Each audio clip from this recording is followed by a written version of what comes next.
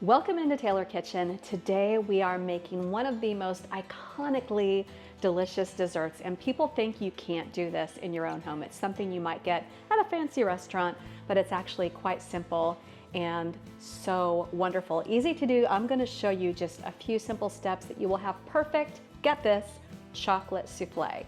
Have you ever had a chocolate souffle? Probably not made in your own home, right? Maybe at a really nice restaurant. Oftentimes they won't even do chocolate souffles, but it's actually really easy to do. I'm going to show you just a few simple steps that will make sure your souffles come out perfectly every time, and you can use this technique for any type of souffle dish, not just sweet but also savory, like a cheese souffle, or think in the summer if you want to do a berry souffle, strawberry souffle, whatever it might be. And I start by using these little ramekins. You can actually, I'm going to show you to use a teacup, a small coffee cup as well. But I have ramekins. I will link them below because I've had these for years. My oven is ready. And I've buttered the ramekins, a little bit of soft butter. If you sugar your ramekin, actually it gives the souffle something to grip and rise with. So as it's like climbing the ladder of your little souffle dish. Your little ramekin. So I have a little bit of sugar in here, and what I'm going to do is just swirl it around and tap, and then the excess I will release into the next ramekin. And I'll kind of go through, I have 6 ramekins and 2 teacups, and we'll see how far I get with this. I've actually done this with coconut sugar as well, and it worked out just fine.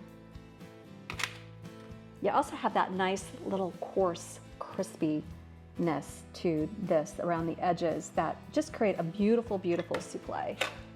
So in here I have 12 ounces of dark chocolate.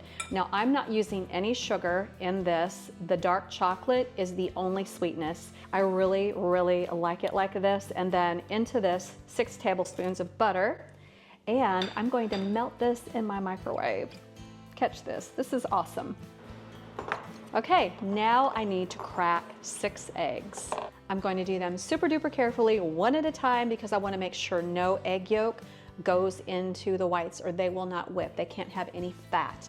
You can do it in 2 shells, or you can do it right through your hand like this, getting all that white in one bowl, and I can put the yolk in the other.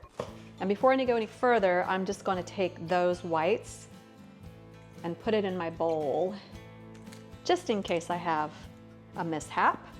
I don't want to waste more than 1 egg at a time.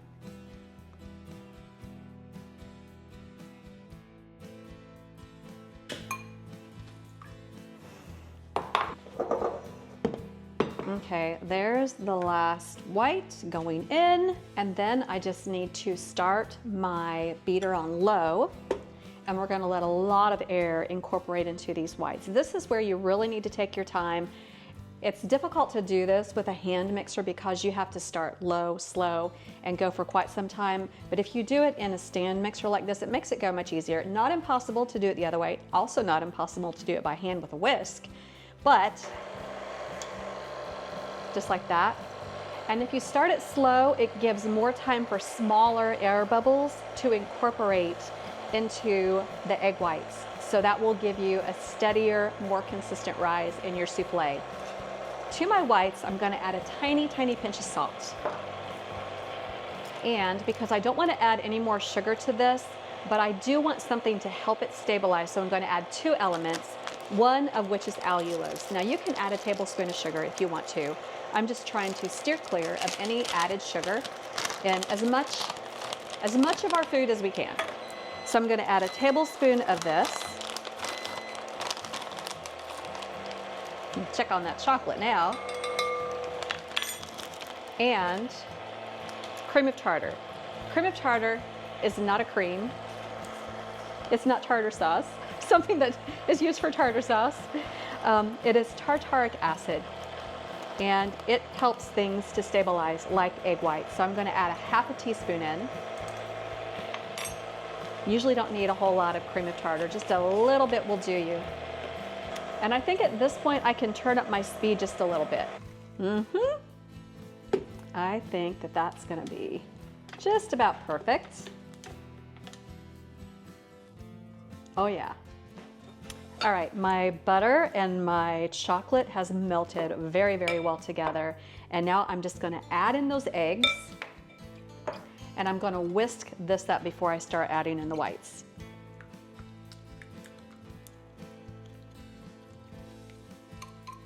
One of the things I love about this recipe is that you're not wasting the yolks to use the whites or the whites to use the yolks. You use the entire egg, just nice and separated. And that got super thick.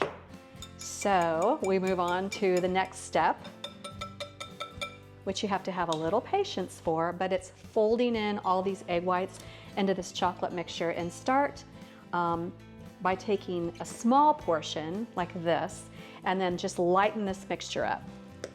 With every little bit of the white that you add, you're going to lighten the chocolate. And so although I was a little aggressive with this first addition, the next couple of additions I'm going to be so gentle with, because as I mix this, not mix, fold. So you want to encircle the bowl and go down and up and down and up so that you don't deflate all the work that you just put into those egg whites. That would be very sad. Wow. Another big heaping portion of egg white goes in. And take your time with this. You don't want to hasten it. You might be tending to want to hasten it because it takes a little bit of time to fold it appropriately, but this is what gives your soufflés a professional rise. You're not going to believe how amazing this will be when it's all said and done. It's just gorgeous. This is the part where I would say you need to be precious with it. My precious. At this point, you want to whisper so as not to deflate the whites. I'm just kidding, but you know, don't want to waste any of the whites. Wow, that's a lot. That's great though. Okay, I can feel my deltoids. My deltoid is like, ah, we worked it out yesterday, so it needed a rest day. It's probably like my friends who cut hair. It's probably like what they feel like all day long. You can see I have this pretty well incorporated. There's just a few tiny, tiny streaks of egg white, and that's okay by me. Okay, here we go. So we're gonna fill these souffle dishes, and you wanna try to keep the exterior and the rim neat, because if you mess it up, it's gonna mess with the rise of the souffle. So I'm just scooping this all in here, using a cookie scoop to try to get even portions. And you're gonna fill them all the way to the top actually. So I'll come back in here with round 2 for these guys. All right, and I'm gonna do, I think I have enough batter here to do 1 in the teacup. Just to show you that you don't have to be super fussy, you'll still get a remarkably delicious dessert. I will actually clean out the rest of this batter for the teacup one. All right, so there's the one in the teacup. Totally unfancy. It's still gonna be absolutely delicious. Now, to go one extra step in these, you don't have to do this, but give them a little jiggle to try to even them out as much as possible without deflating it. And then you're gonna take your thumb and you're just gonna go around the rim of this, and that's gonna give it that kind of professional color that you see so often in soufflés. I just put my thumb in there and I go around the rim, just like so. Okay, so these are going into my 400-degree oven for 16 minutes. The great thing about these is that you don't have to make them last minute. Like when your guests are arriving and you're trying to get dinner on the table and you're making these and putting this in the oven so the dessert's ready as soon as we finish dinner, you don't have to do that. You can make them in advance, make them earlier in the day and that afternoon. I've let them set in my fridge for 2 to 3, maybe as much as 4 hours, and then pull them out and put them in the oven while people are eating. And so when they're done with dinner, these come out. You just need to add a couple of minutes if you've chilled your soufflés before baking them. 18 minutes instead of 16, and they're still beautifully risen and flavorful and oozy still in the middle, which is exactly what you want. They're so good. Hey there, and welcome to Taylor Kitchen. If you haven't yet, take a moment to subscribe to our YouTube channel. Click that bell icon below to make sure you get all the latest from us. And give us a thumbs up and leave a comment. It really helps out our channel, and we so appreciate you. Also, go to tkfoodie.com. We have a lot of recipes and great things on that website you might totally enjoy. Ta-da! Can you see how those have risen, and they're so puffy and delicious? Oh wow, so amazing, so amazing. And then all I want to do, I'm just trying to be super careful with these because they do start to deflate as soon as you take them out of the oven. You just want to present them while they're beautiful and puffed like that. I like a little bit of powdered sugar on top. It just makes for a fancy look. And this little guy, he's super duper hot, so I'm going to be careful. But the one we put in the teacup, without doing anything to it, still rose. It didn't have enough batter to it to rise all the way to the top, but this is the one I'm going to dig into. And oh my goodness.